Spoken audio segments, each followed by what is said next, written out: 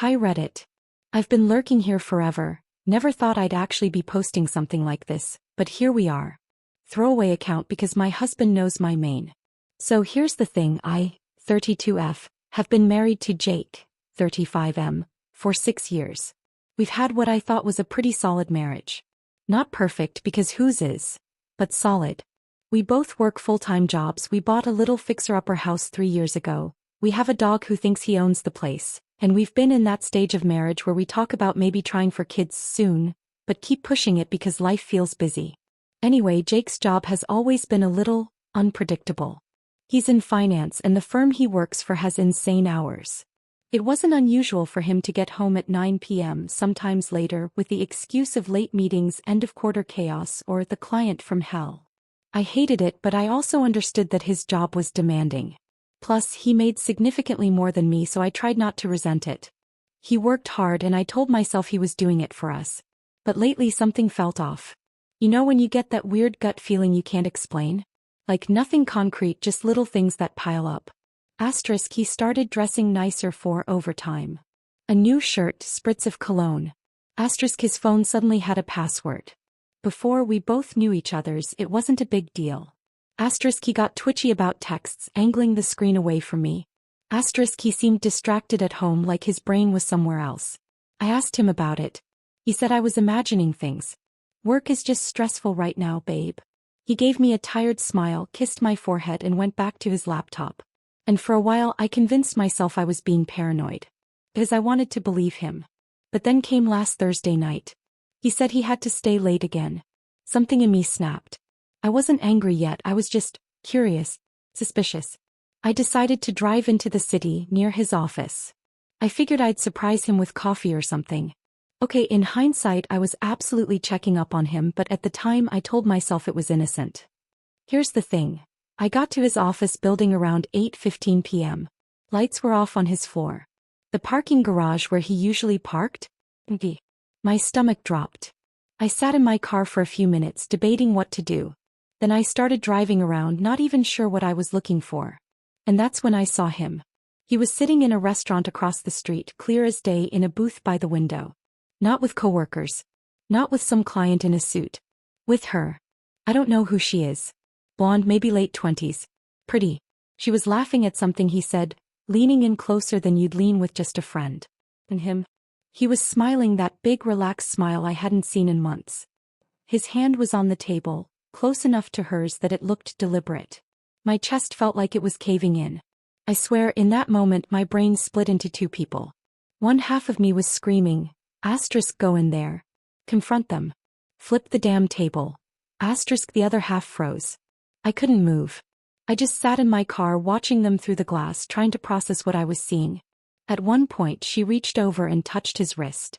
He didn't pull away. He just kept looking at her like she hung the moon. And that's when I started shaking. Because I realized, this wasn't some casual dinner.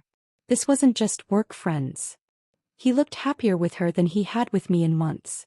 I must have sat there for 20 minutes.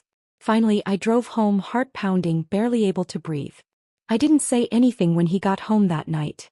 He slipped into bed after midnight, smelling faintly of whiskey and that same cologne. I lay there pretending to be asleep, wondering how long this had been going on. The past few days I've been a mess.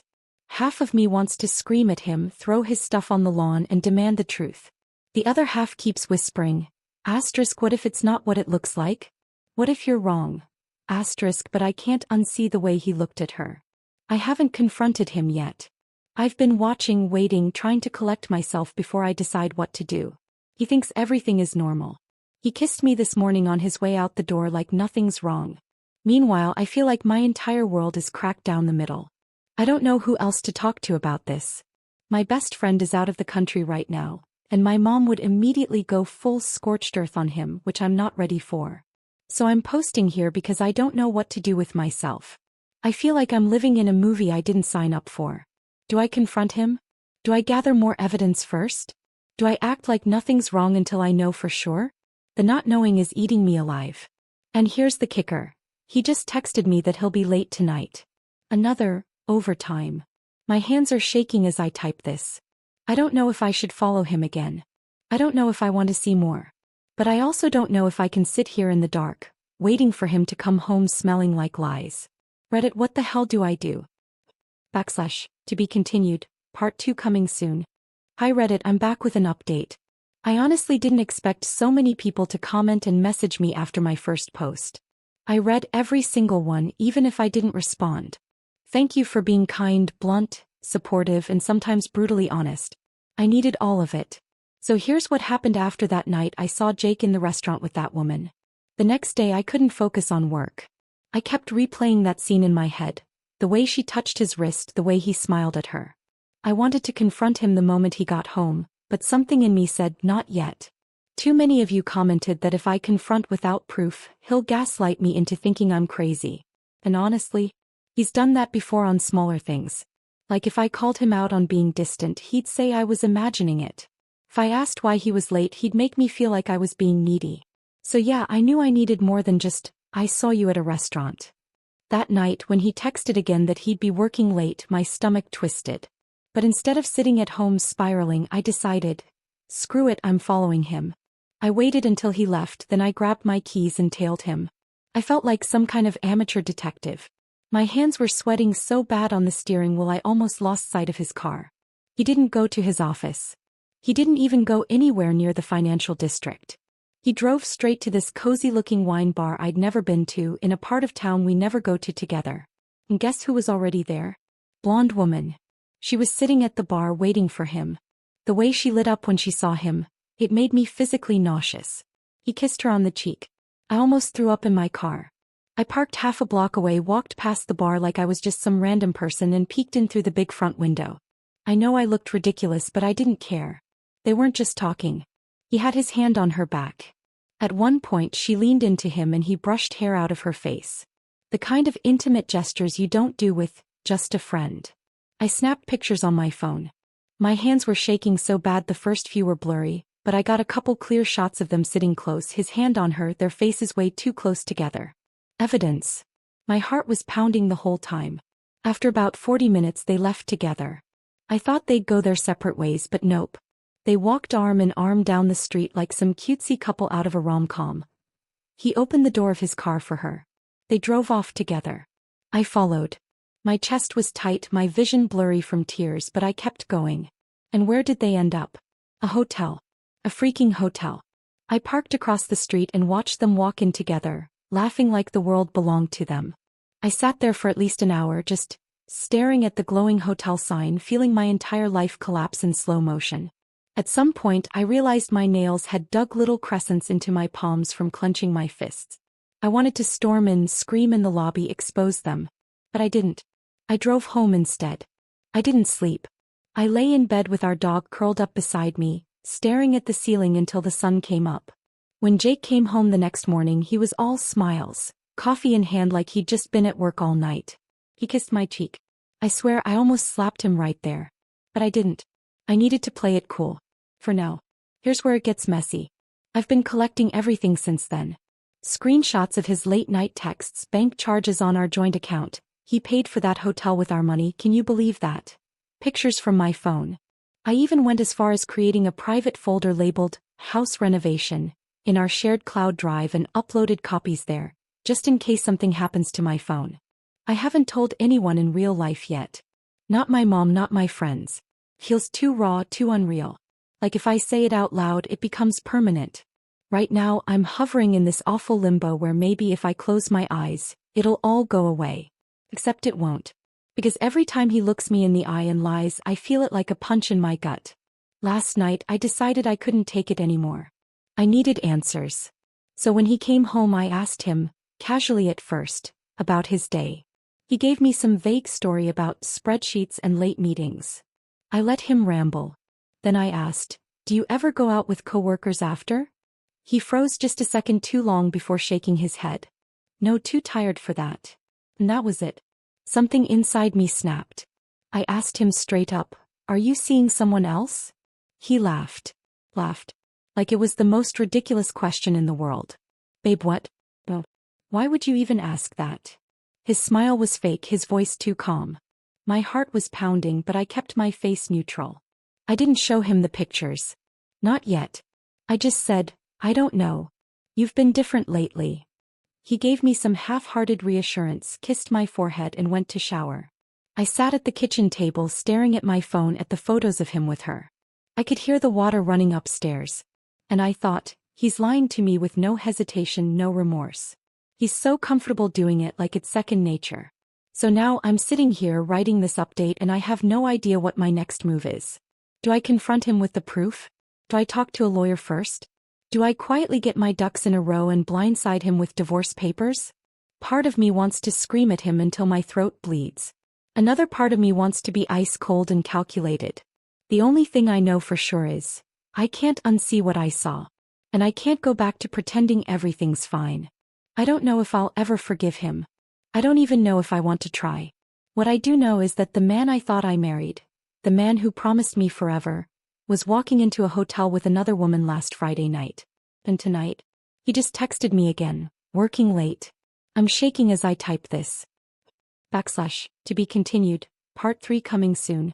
Hi Reddit. Back again for what I think will be my final update. Buckle up because things blew up faster than I expected and I'm still sitting here trying to process it all. So after my last post I spent the weekend in a fog.